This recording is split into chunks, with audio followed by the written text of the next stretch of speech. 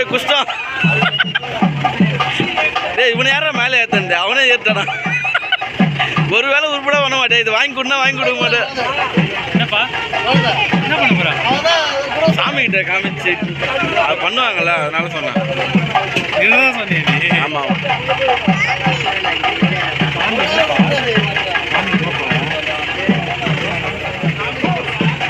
இவர் பேர் தான் பரணி இவர் மேலே யாருமே ஏற்றலை அவரே ஏறி உக்காந்துக்கினாரு அந்த சாமி மேலே ஒரு 10 ரூபா மாலை போட்டிருக்காங்க அதுக்கு தான் அடி பண்ணுகிறாரு